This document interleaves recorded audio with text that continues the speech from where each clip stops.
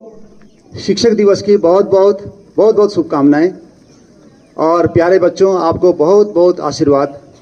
और सभी यहाँ उपस्थित शिक्षक शिक्षिकाओं को भी शिक्षक दिवस की बहुत बहुत शुभकामनाएं। प्यारे बच्चों,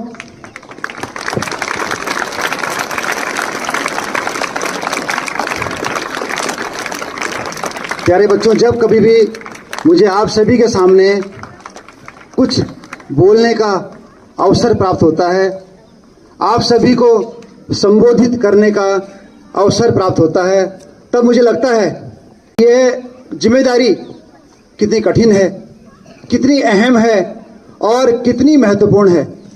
लेकिन मैंने अपने जीवन में अपने गुरुजनों से, अपने बड़ों से जो कुछ भी सीखा है, उनकी दी हुई सीख ही मुझे आप सबके सामने खड़े होने योग्य बनाती है, आप सबके सामने कुछ बोलने योग्य बनाती है।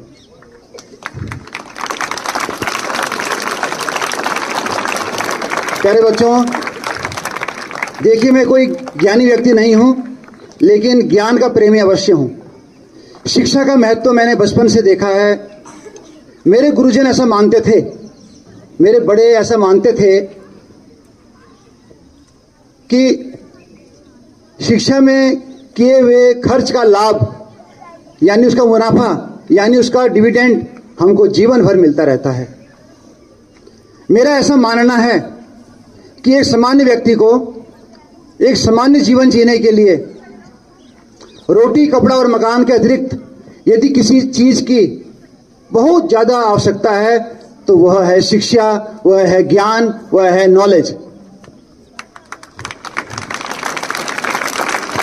यदि आपके पास धन है तो आप अपने धन को आप गोल्ड में कन्वर्ट कर सकते हैं, सोने में परिवर्तित कर सकते हैं, लेकिन उस धन के खोने का भय हमेशा रहता है, उस धन के कम होने का भय हमेशा रहता है, उस सोने के, उस गोल्ड के खोने का भय हमेशा रहता है।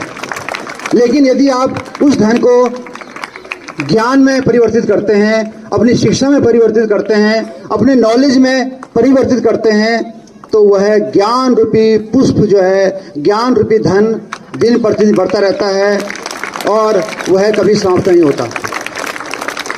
मेरा ऐसा मानना है कि शिक्षा के व्यापक प्रचार प्रसार के लिए बेटियों को शिक्षित किया जाना चाहिए, महिलाओं को विशेष रूप से शिक्षित किया जाना चाहिए।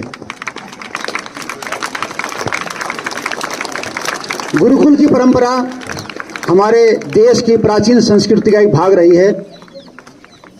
गुरुकुल में ज्ञान प्राप्त करके भगवान श्री राम मर्यादा पुरुषोत्तम कहलाए।